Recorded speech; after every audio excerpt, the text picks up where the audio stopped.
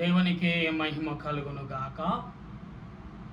ప్రభునందు ప్రియ దేవుని బిడ్డలారా, ప్రభు పేరట మీ అందరికీ వందనాలు. మరణాత ప్రియులారా, ఈ సమయంలో ప్రార్థన చేయుచుండగా ఆత్మ తలంపులు, ఆత్మ ఉద్దేశము కలిగి ప్రార్థించే వారంగా ఉండవలసిన వారమై ఉన్నాం. కనుక మనము ఈ సమయంలో వాక్యము కొరకు ప్రార్థన. సర్వోన్నతుడా, సర్వాధికారి, సర్వ సృష్టికర్తమైన మా దేవానికి స్తోత్రాలు ప్రభా. సమయంలో ప్రభా నీ నామమును బట్టి ప్రార్థిస్తుండగా, నీ నామాన్ని బట్టి మేము స్తుతిస్తుండగా, నీ నామాన్ని బట్టి నేను ఆరాధిస్తుండగా దేవా, నీ సన్నిధి కాపుదల, నీ ఆలోచన క్రియలు నాకు అనుగ్రహించి బలపరచు నడిపించమని, నీ దీవెన యావత్తు మాకు తోడుగా, రక్షణగా, మేలుకరముగా, దీవెనకరముగా, ఆశీర్వాదకరంగా బలపరచమని ఆత్మీయుడ, ఆలోచనకర్త, తండ్రివైన దేవా నీకు స్తోత్రాలు ప్రభా. ఈ సమయంలో ప్రార్థిస్తుండగా నీ ఆత్మ నడిపింపు, నీ ఆలోచన క్రియలు మాకు అనుగ్రహించి మహిమ పొందమని, నీ సన్నిధి కాపుదల ఎల్లవేళలా దయ చూపించమని, నీ దీవులతో వర్ధిల్లు చేయమని ప్రభా ఈ సమయంలో ప్రార్థిస్తుండగా నీ ఆత్మ నడిపింపు, నీ సన్నిధి కాపుదలతో నింపి, నీ దాసుడి నన్ను నీ ఆత్మ చేత నింపి బలపరచమని, నీ వాక్యము చోత అనేకులను బలపరిచి, మీరును పరిశుద్ధులు, దేవదూతలు, శరేబులు, కరేబులు 24 పెద్దలకి ఆదరణ తోడుగా ఉంచి ఆత్మీయ మాటలను కలిగి చేయమని యేసయ్య క్రీస్తునామని అడుగుచున్నాను పరమ తండ్రి, ఆమేన్. మన తండ్రి అయిన దేవుని సహాయము సదా తోడై నడిపించును కాక, ఆమేన్. ప్రభునందు ప్రియా దేవుని సంగమ, దేవుని బిడ్డలారా, ఈ సాయంకాల సమయంలో దేవుడు మనకు అందిస్తాడు. ఈ 26వ అధ్యాయములో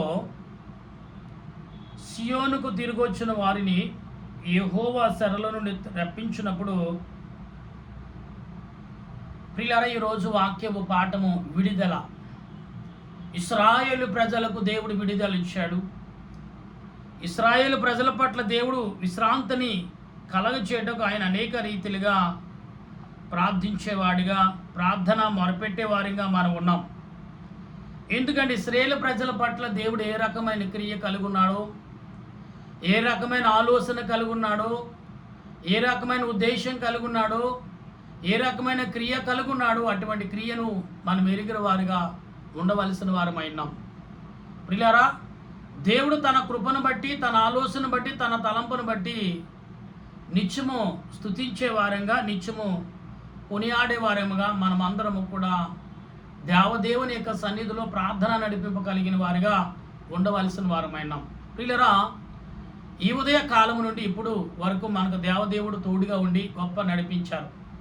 ఇశ్రాయేలు ప్రజలను శ్రమ నుండి, వేదన నుండి, శోధన నుండి ఎన్ని రకాలుగా కొన్ని నియమాలతో, కొన్ని శాసనాలతో, కొన్ని విధేయతలతో దేవుడు ఇశ్రాయేలు ప్రజలని ఐగుప్తు యొక్క బానిస బ్రతుకు నుండి విడిపించాడో, అదే రీతిలో ఆయన వాక్యము ద్వారా బయలుపరిచి, వాక్యము ద్వారా అనేక విషయాల్లో ఆదరణ కలగజేసి, వాక్యము ద్వారా అనేకమైన తలంపులు ఇచ్చిన ప్రభువుకి ఏమివ్వగలమండి మనం? ఈరోజు ఇశ్రాయేలు ప్రజలు, మన పితరులు మనకు ఎంతగా ఆదర్శంగా ఉన్నారు. ఎటువంటి ఆదర్శం అంటే ఆత్మ తలంపులు కలిగిన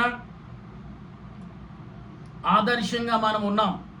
ఆత్మ తలంపులుగా మనము కలిగి ప్రార్థించేవారిగా ఉన్నామనేది మర్చిపోవద్దని ప్రియులారా. కనుక మనము ఈ సమయంలో ఆత్మ తలంపులు కలిగి ప్రార్థించేవారిగా ఉన్నప్పుడు దేవుడు నీ పట్ల, నా పట్ల చూపుచున్న క్రియను మనం గుర్తెరిగి ఉండాలి. అందుకే ఆత్మ తలంపులు అనే భావము ఈరోజు దేవుడు నీకు, నాకు ఇచ్చుచున్నాడు అనే విషయాన్ని మర్చిపోవద్దు. కనుక ఈ వాక్య గ్రంథంలో చదువుతున్నప్పుడు మన నోటి దానిలో ఉండెను, మన నాలుక ఆనంద కానముతో నిండి ఉండును. అప్పుడు యెహోవా వీరు కొరకు గొప్ప కార్యము చేసినని అన్యజనులు చెప్పుకుందరి. ఇలా దేవుడు చేసిన కార్యాలు అన్యజనులు చెప్పుకునే విధిగా, విధానముగా మనం నడుచుకోవాలి ప్రియులారా. ఎందుకంటే అన్యజనులు అనేవారు ఏ రీతిగా నడుచుకుంటారు, ఏ రీతిగా నడుస్తారు అనే ఆలోచనను మనం కలిగిన వారిగా ఉండాలి. ఎందుకంటే ఆత్మ తలంపులు ఏ రీతిగా ఉన్నాయో ఆత్మ ఉద్దేశం ఏ రీతిగా ఉందో, ఆత్మక్రియలు ఏ రీతిగా మనము కలిగి ఉన్నామో అట్టి రీతిని మనము కలిగిన వారిగా ఉండవలసిన వారమై ఉన్నాం. ప్రియులరా, ఈ ఉదయ కాలం నుండి ఇప్పటి వరకు ఏ రకమైన క్రియలు మనం కలిగి ఉన్నాం, ఏ రకమైన తలంపులు కలిగి ఉన్నాం, ఏ రకమైన ఉద్దేశాలు మనం కలిగి ఉన్నాం ఒకసారి మనం ఆలోచించుకోవాలి.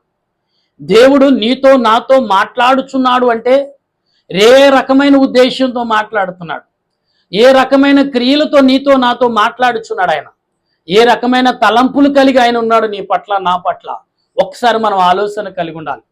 ప్రియులారా, దేవుడు తన క్రియను బట్టి తన ఆలోచన బట్టి నిన్ను నన్ను బలపరుస్తున్నాడు అనే విషయం మాత్రం మర్చిపోవద్దు. దేవుడు ఆత్మ తలంపులు కలగజేసేవాడు. ఇక్కడ అంటున్నాడు ఇశ్రాయేలు ప్రజలతో, యెహోవా మన కొరకు గొప్ప కార్యము చేసి ఉన్నాడు, మనము సంతోషం భరితులమై దక్షిణ దేశంలో ప్రవాహములు పారునట్లుగా. ఇక్కడ ఏమన్నాడు? దక్షిణ దేశంలో ప్రవాహములు అంటే నీరు ప్రవాహం పారునట్టుగా మనము పారుదుమా అంటే దేవుడు ఎంతగా ఆశీర్వదిస్తున్నాడు ఇశ్రాయేలు ప్రజల్ని. ఇవాళ ప్రతి వారిలో స్వార్థం అనేది ఎక్కువైపోయింది ప్రియులారా. ఎటువంటి స్వార్థం అంటే దేవుడు ఏ రకంగా మనల్ని చూపిస్తున్నాడు అనే విషయాన్ని మనం కలిగి ఉన్నప్పుడు ఇక్కడ కనబడుతున్న ఈ మాటలను చెరపట్టిన మా వారిని ఇక్కడ చూడండి, చెరపట్టిన మా వారిని విడిపించి కన్నీళ్లుడు విత్తువారును సంతోష గానములతో వారిని బలపరిచితుడు దేవుడు. అంటే మీరు ఇంతవరకు శ్రమ పడడం చాలు, ఇంక శ్రమ ఉండదు. శ్రమ ఒకవేళ వచ్చిందంటే మనం చేసే క్రియలను బట్టి మనకు శ్రమ వస్తుంది. దేవుడు పంపించిన క్రియలు వలన, దేవుని వలన శ్రమ మనకు రాదండి. ఇప్పుడు ప్రజలందరూ కూడా శ్రమ పడుతున్నారంటే, వేదన పడుతున్నారంటే, శోధించబడుతున్నారు. అది సాతాను వల్ల వచ్చే శోధన తప్ప దేవుడని యెహోవా ద్వారా ప్రభువు వల్ల వచ్చిన శోధన కాదండి.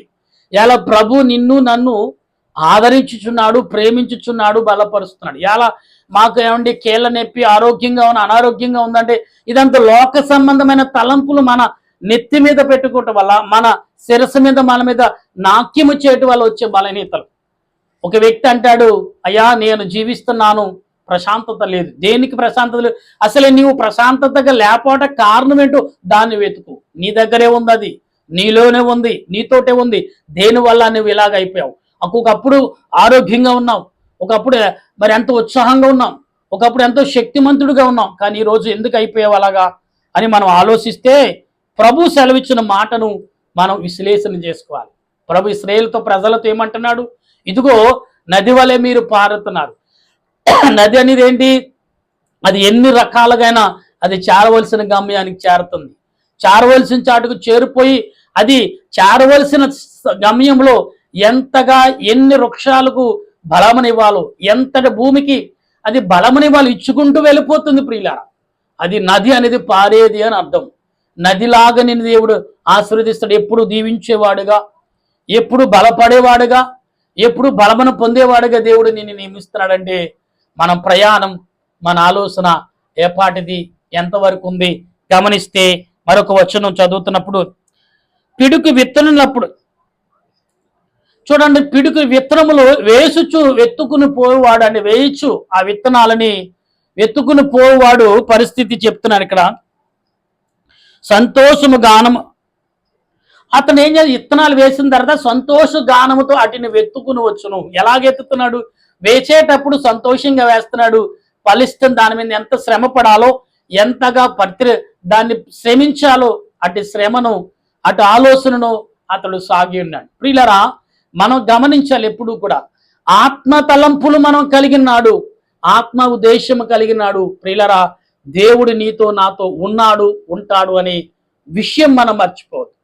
కాబట్టి ఇక్కడ ఇశ్రాయేలు ప్రజల నిమిత్తం అంటే మన నిమిత్తం ఆనాడు ఇశ్రాయేలు ప్రజలైనప్పటికీ ఇప్పుడు మన నిమిత్తం ప్రభు మాట్లాడుచున్నాడు అనే విషయం మర్చిపోవద్దండి.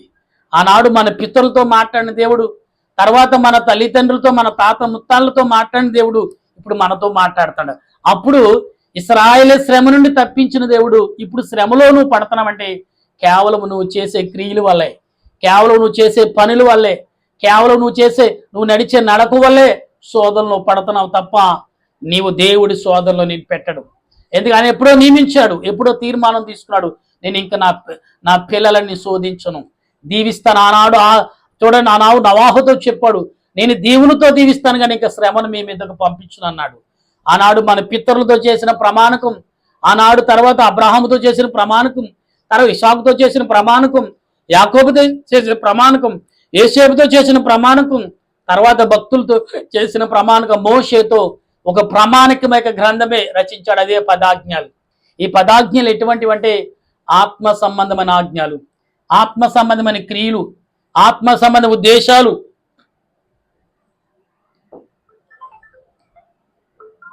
ప్రభు మనకి ఇచ్చుచున్నాడు ప్రియులారా. గనుక మనం గమనించినప్పుడు ఆత్మ తలంపులు కలిగి, ఆత్మ ఉద్దేశాలు కలిగి, ఆత్మ నిర్ణయం కలిగి ప్రార్థించేవారిగా మనం ఉండవలసిన వారమైనాం. ఎందుకంటే దేవుడు నీతో నాతో మాట్లాడుచున్నాడు, దేవుడు నీతో నాతో ఉపదేశిస్తున్నాడు, దేవుడు నీ క్రియలు నా క్రియలు ఎరుగునవాడు. దేవుని ఎదుట ఏమైనా దాయగలమా? అసలు దేవుని ఎదుట మనం ఎన్ని రకాల కుప్పుగొంతులేసినా కానీ ఆయన ప్రేమిస్తూనే ఉన్నాడు. ఆయన ప్రేమమయుడండి. ఎన్ని రకాల క్రియలు మనం కలిగినప్పటికీ ఆయన ప్రేమించేవాడే, ఆయన ద్వేషించేవాడు కాదు. నీ నక్కుని చేర్చుకునేవాడు. నీ ఎడల ఎంతో ప్రేమమయుడు, ఆత్మీయుడు, ఆలోచనకర్త. ఇశ్రాయేలు ప్రజలని ఏ రకంగా శోధనని తప్పించాడు, ఏ రకంగా మన పితరుల్ని దేవుడు ఆదరించాడు, మన పితరుల్ని ఏ దేవుడు పాలు తేనె అనగా కానానుకు చేర్చాడు, కానానుకు చేర్చవలసిన దేవుడు ఎందుకు అట్టి రీతిగా చేర్చాడని మనం గమనిస్తూ ఉంటే, దేవుడు ఈ రోజున నీ ఎడల మన ఎడల ఆత్మరూపుడై ఉన్నాడు, ఆత్మస్వరూపుడై ఉన్నాడు, ఆత్మశక్తిమంతుడై ఉన్నాడు. ఈ రోజున ఆయన ముందు మనం ఎన్ని రకాలుగా అవసరాన్ని బట్టి మాట్లాడేవారు, అవసరాన్ని బట్టి క్రియలు మనం చిత్రీకరించుకునేవాళ్ళు, అవసరాన్ని బట్టి ఏమండి చూడదు. మనకు తెలుసు కదా ప్రియులారా, ఒక జంతువు ఉంది, రంగులు మార్చే జంతువు ఓసర వెళ్ళి లాగా మనం కొన్ని క్రియలు మారుస్తున్నాం, మాటను మారుస్తాం, నడకను మారుస్తాం, తలంపులు మారిపోతాయి, క్రియలు మారిపోతాయి, విధానం మారిపోతుంది, ప్రార్థన కూడా మారిపోతుంది. ప్రార్థన ఒకే రీతిలో ఉండాలి. అది విశ్వాసకైనా, నీకైనా, సంఘానికైనా ఒకే రీతి ప్రార్థన, ఒకే నడిపింపు నువ్వు కలిగినప్పుడు ఆ నడిపింపు ఆ ఆత్మ సంపూర్ణుడిగా దేవుని ఎదుట మనకు కనపరిచే రీతిలో ఉండాలి. అంతే తప్ప ఇష్టమైన రీతిలో నాకు ప్రేరేపణ ఇలాగొచ్చింది, ఇలాగే చేయాలి, నా ప్రేరేపణ ఇలాగొచ్చింది, ఇలాగే మాట్లాడాలి, నాకు ప్రేరేపణ ఇలాగొచ్చింది అనేది శాసనం. దేవుడు ఆత్మ స్వరూపుడై ఉన్నాడు కాబట్టి నీలో ఉండి మాట్లాడేవాడు. ఆయన ముందు నీకు ప్రేరేపణ ఇవ్వడు, నీలో ఉండి మాట్లాడేవాడు. ప్రేరేపణ నాకు వచ్చిందాన్ని చాలా నేను అప్పుడప్పుడు చెప్తుంటా. ఆత్మ సంబంధమైన ప్రేరేపణ వచ్చినప్పుడు 1-2 సార్లు గద్దించుకుని, 1-2 సార్లు సరి చేసుకుని, అది ముమ్మారు వస్తే అప్పుడు దాన్ని అంగీకరించాలి. అంతే తప్ప నాకు ప్రేరేపణ వచ్చిందండి, నాకు తలంపు వచ్చిందండి, ప్రార్థన తలంపుకు ఆ తలంపు వచ్చినప్పుడు ఆ తలంపును పట్టుకుని ప్రార్థనలో నువ్వు గడపాలి, ప్రార్థన చేయాలి. అప్పుడు ఆ ప్రార్థన చేసినప్పుడు ఆ తలంపు ఏ రీతిగా నీలోకి వచ్చింది, ఏ రీతిగా వచ్చింది, అన్యాయంగా వస్తే ఎలాగొచ్చిందో అలాగే వెళ్ళిపోతుంది. అది నిజంగా దేవుని ద్వారా వస్తే ఇంకా తలంపు రెట్టింపు అవుతుంది, నేను బలపరుస్తుంది, అనేకులకు ఆశీర్వాదంగా మారుస్తుంది. ఇక్కడ ఇశ్రాయేలు ప్రజలను దేవుడు గద్దించుటకును, ఇశ్రాయేలు ప్రజలను మందలించుటకును, ఇశ్రాయేలు ప్రజలను ఆశీర్వదించుటకును ఎన్ని రకాలుగా ఆశీర్వదించాడు, ఏ రకంగా నడిపించాడు, ఏ రకంగా పోషించాడు, ఏ రకంగా పరలోక రాజ్యానికి తీసుకెళ్తాడు అనే విషయం మనం మర్చిపోతున్నాం ఈ రోజుల్లో. ప్రియులారా, దేవుడు అంటున్నాడు ద్వితీయోపదేశ కాండములో మరి 28వ అధ్యాయంలో సుమారు మాట్లాడుతున్నాడు. ఇశ్రాయేలు ప్రజల పట్ల దేవుడు ఏ రకంగా ఉన్నాడు, ఇశ్రాయేలు పట్ల దేవుడు ఏ రకంగా శాపాలు కుమ్మరించాడు. మనం చదువుకుంటున్న ప్రియులారా, ద్వితీయోపదేశ కాండ 27 అధ్యాయములు వచనమంతా కూడా మరి ఏ రకమైన పాపములు చేసే వారిని సంఘము వాటి నిమిత్తము అది సత్యము కాదు అని ఆమేన్ అనే మాటను పలికి, అండ్ ఆమేన్ అంటే జరుగును గాక, జరుగుతుంది అని అర్థం. ప్రియులారా, అటువంటి క్రియలు దేవుడు ఈ రోజున నీకు నాకు అందించుచున్నాడు. కాబట్టి మనం ఆలోచన కలిగి లేకుండా మాట్లాడితే, ఆలోచన సంబంధమైన క్రియలు లేకుండా మాట్లాడితే మనం ఏమైపోతామంటే సమాధానం లేని వారిగా ఉంటాం, సమాధాన పరచలేని మనుషులుగా ఉంటాం. సమాధాన పరిచే మనుషులు ఏ రకంగా ఉండాలో, ఏ రకంగా జీవించాలో, ఏ రకంగా నడవాలో, ఏ రకంగా పరిగెత్తాలో మనం ఆలోచన కలిగి ఉండాలి ప్రియులు. అంతే తప్ప మనం ఇష్టమైన రీతిలో ఏదో మాట్లాడుతున్నామలే, ఏదో జీవిస్తున్నాములే, ఏదో నడుస్తున్నాములే అంటే కనే కష్టం, చాలా కష్టం తెలుసా, చాలా కష్టం. అటువంటి విషయాల్లో చాలా జాగ్రత్త కలిగి ఉండాలి ప్రజలు. అటువంటి విషయాల్లో చాలా ఆలోచన కలిగి ఉండాలి ప్రజలు. అటువంటి విషయాల్లో చాలా ముందు చూపు కలిగి ఉండాలి ప్రజలు. అది లేకుండా మన ఇష్టమైన రీతిలో ఇష్టారాతంగా ఇష్టారీతిగా మాట్లాడుతూ ఉంటే ఏమాత్రం ఎంతవరకు కరెక్ట్ అండి, ఎంతవరకు ధర్మం అండి, ఎంతవరకు సత్యం అండి, ఎంతవరకు అసత్యము ఒకసారి మనం ఆలోచన లేక ఉన్నామండి ప్రియులారా. దేవుడు అంటున్నాడు, నేనే మార్గం, నేనే సత్యం, నేనే జీవం అన్న ప్రభువుని నువ్వెందుకు వెంబడించలేకపోతున్నావు? ఎందుకు ఆయన్ని నేను అంగీకరించలేకపోతున్నావు? ఎందుకు ప్రభువుతో నువ్వు మాట్లాడలేకపోతున్నావు? ప్రభువుని మాటలు ఎందుకు వినలేకపోతున్నావు? ప్రభుతో ఎందుకు నువ్వు నడలేకపోతున్నావు? ప్రభు మాటలు ఎందుకు నువ్వు అంగీకరించలేకపోతున్నావు? ప్రభు యొక్క మాటలు నువ్వు ఎందుకు ఆలోచనలోకి తెచ్చుకోవటలేదు? ఇదంతా ప్రభు ఇశ్రాయేలు ప్రజలను అంటే మన పితరులను అడిగాడు, ఇప్పుడు మనల్ని అడుగుతున్నాడు. మన పితరులు సమాధానం చెప్పిన వారు ఏ రకంగా దీవించబడ్డారు? సమాధానం చెప్పని వారు, దేవుడి మాటకు లోబడిన వారు, దేవుడి మాట వ్యతిరేకంగా తిరిగిన వారు, దేవుని మాట లక్ష్య పెట్టిన వారు ఏ రకంగా ఉన్నారో మన చరిత్ర చదివితే తెలుస్తుంది.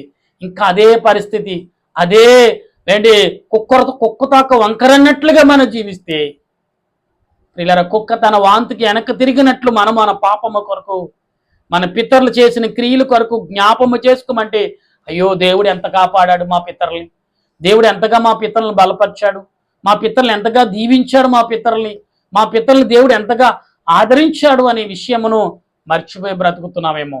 జాగ్రత్త ప్రియులారా, దేవుడు నీతో నాతో మాట్లాడుచున్నాడు ప్రియులారా. ఈ సాయంకాల పూట ఆత్మ తలంపులు కలిగిన దేవుడు నీ ఎడల, నీ ఆలోచనలో, నీ తలంపులు ఆయన ఉన్నాడు అని మాత్రం మర్చిపోవద్దండి. ఎందుకంటే ఆత్మరూపుడైన దేవదేవుడు ఆయన సన్నిధిలో నీవున్నావనని గ్రహిస్తే, ఆయన సన్నిధిలో నువ్వు జీవిస్తున్నావని గ్రహింపు కలుగుంటే ఎంతో సంతోషంగా ఉంటావు, ఎంతో ఆత్మీయతను కలిగి ఉంటావు, ఎంతో ఆసక్తి కలిగిన వాడుగా ఉంటావు. అటువంటి దీవెన నీకు ఉండాలని ఆశపడుతున్నావా? అటువంటి దీవెనతో నువ్వు జీవించాలని నడుస్తున్నావా? అటువంటి దీవెనతో నువ్వు ముందుకు ప్రయాణము చేయాలని ఆలోచన కలిగి ఉంటే రండి ప్రార్థన చేద్దాం.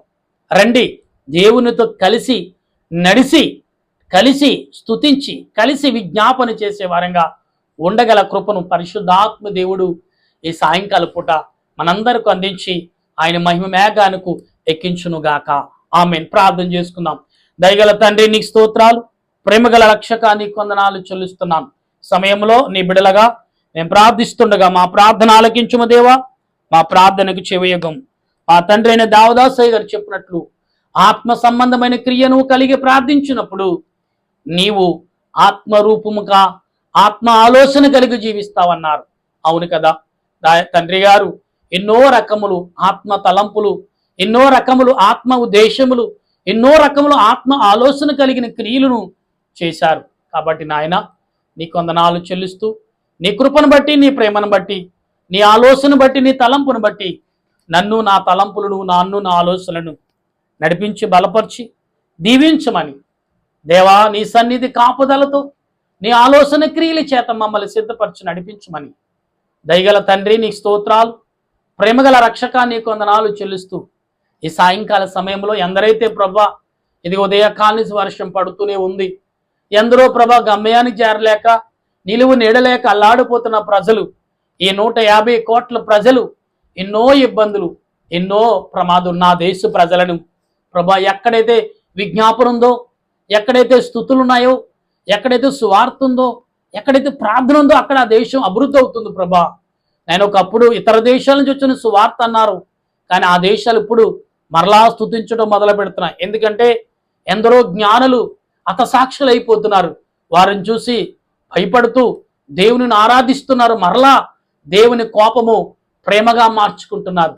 అటువంటిది నా దేశ ప్రజలకు, నా దేశ నాయకులకు, నా దేశ పెద్దలకు దయచేసి నీ సన్నిధి కాపుదలతో మరి ముఖ్యంగా ప్రార్థన సేవకులకు, పరిచారకులకు, స్వార్థకులకు అందించి తండ్రి గారు అన్నారు ఇదిగో ఇండియా ప్రధానమవుతుంది సువార్తకు అన్నారు.